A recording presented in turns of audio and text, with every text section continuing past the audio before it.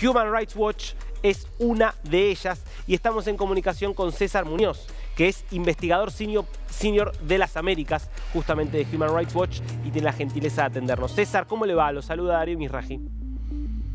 Muy bien, muchas gracias. César, ¿qué impresión le dejó lo que pudo ver de este informe que termina publicando la Comisión Interamericana?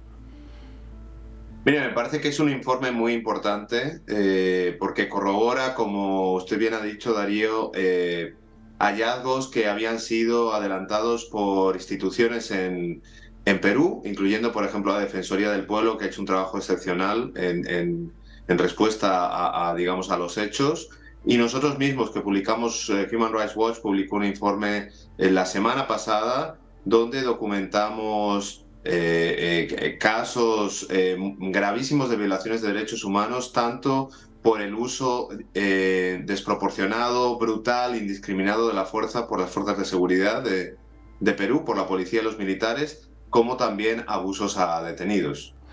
Ahora, César, estas violaciones a los derechos humanos, lo que ustedes pueden ver, según sus investigaciones, es que fueron resultado de un desbande de las fuerzas policiales en el contexto de la represión, o hubo algo más parecido a un plan, algo planificado de calmar, si se quiere, a ese torbellino social, apelando justamente a herramientas ilegales.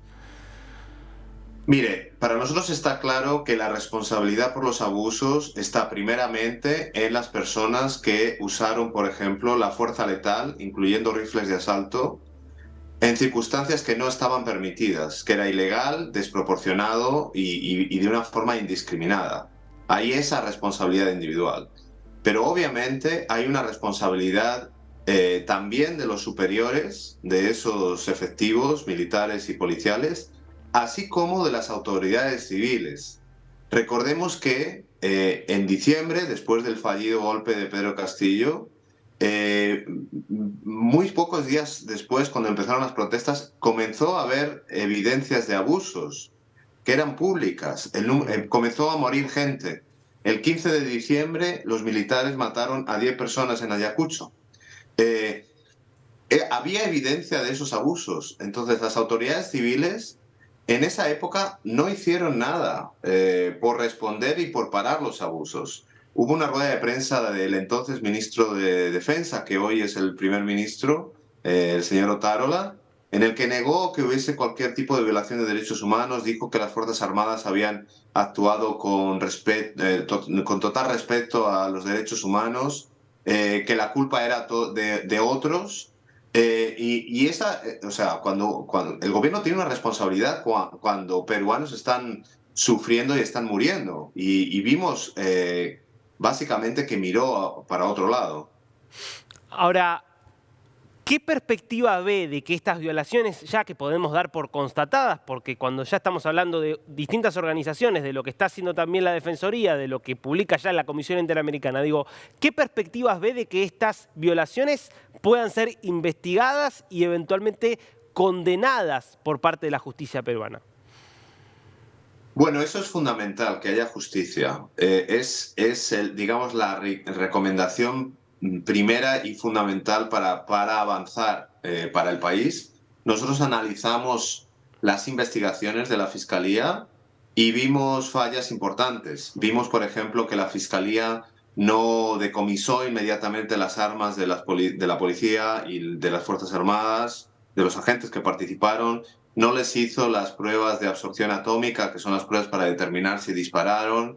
Hubo 2 casos en el que no se hicieron las autopsias. En algunos lugares no se recogieron las imágenes de las cámaras de vigilancia de las gasolineras, de los hoteles. Y eso es muy, muy grave, porque algunas de estas acciones se pierde la evidencia si no se hace inmediatamente. Por ejemplo, el hecho de que no garantizaran la seguridad del lugar de los hechos en el momento, donde puede haber casquillos u otras evidencias. Eso no se hizo en muchos lugares. Entonces, las investigaciones tienen fallas, pero realmente la Fiscalía tiene que hacer un esfuerzo para encontrar a los responsables. Y como digo, no solo las personas que dispararon, sino también sus superiores. Eso es fundamental. Y una recomendación clave de Human Rights Watch es que el gobierno invite a una comisión de expertos internacionales para cooperar en esas investigaciones y para hacer un informe completo de lo que ocurrió en Perú. Ahora, si termina habiendo impunidad, que parece ser una posibilidad dado estas fallas que está marcando, ¿qué se puede hacer? Digo, ¿qué potestad, por ejemplo, tendría la Comisión Interamericana para intervenir si es que la tiene? Mire, el hecho de que estas violaciones de derechos humanos están documentadas, que nosotros las documentamos, yo estuve en Perú, hice la investigación con un equipo de investigadores, nosotros tenemos evidencia, ¿no? Por ejemplo, tenemos evidencia que por lo menos 39 de los 49 muertos perecieron por bala, por rifle de asalto o por pistola. La evidencia existe. Sí, el sistema, yo espero que realmente haya justicia en Perú, pero sí, si hay problemas digamos, en el sistema judicial peruano, eventualmente se pueden llevar casos a la Comisión y a la Corte Interamericana, pero primero se tienen que completar todas las instancias nacionales. Ahora, dadas las circunstancias políticas actuales, ¿qué perspectivas hay de que efectivamente pueda avanzar esto en la justicia peruana, teniendo en cuenta las propias fallas que usted marcaba? Mire, el sistema peruano de justicia no es perfecto, obviamente, pero es capaz de investigar y de tramitar y enjuiciar a las personas. O sea, yo diría que es un sistema judicial que es mejor que otros de la región. O sea, hay muchas personas comprometidas en el sistema judicial, está el papel de la Defensoría del Pueblo también, y fiscales que están comprometidos con investigar. Entonces se puede hacer y instamos a que lo hagan, pero repito, sería muy útil que tuviesen la ayuda de expertos internacionales para esto. César, le hago una última pregunta. Digo, más allá del caso peruano, lo que uno ve, digo, porque podemos ir al caso peruano, pero podríamos también hablar de lo que ha pasado en Colombia, cuando también fueron las protestas, donde también quedaron registradas las violaciones. También podríamos hablar del caso de Chile. Digo, las policías, ni hablar de Venezuela o Nicaragua, por supuesto.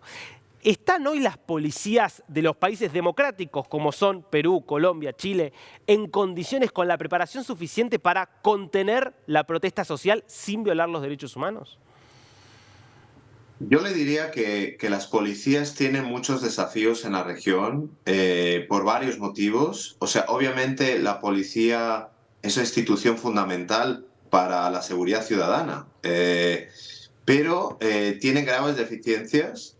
Tienen deficiencias de entrenamiento, también digamos, de cultura institucional, yo diría, porque muchas policías de la región ven a los manifestantes como un enemigo, como una amenaza, y realmente la función de la policía es proteger la protesta pacífica. Tienen que proteger y proteger a los periodistas, por ejemplo, que hacen la cobertura. Ahora, si hay elementos, puede haber violencia, incluso en las imágenes que ustedes están mostrando hay elementos de violencia de algunas personas. Entonces, la respuesta de la policía tiene que ser proporcional a esa violencia y dirigida a las personas que son violentas únicamente. Y lo que hemos visto aquí en Perú, por ejemplo, ha sido una respuesta indiscriminada con cualquiera que estaba allá y desproporcionada. Entonces, por ejemplo, de los 49 muertos, nosotros sabemos que muchos de ellos no estaban ni siquiera participando en las manifestaciones, estaban pasando por allá. Tenemos casos de gente que estaba mirando desde un cerro y les mataron. O sea, eso es inaceptable. Entonces, realmente es necesaria una reforma de la policía que incluye entrenamiento, la cultura institucional y los propios equipos para responder digamos, a manifestaciones cuando es necesario. Clarísimo. César Muñoz, muchísimas gracias por este tiempo con DNews. Gracias a ustedes.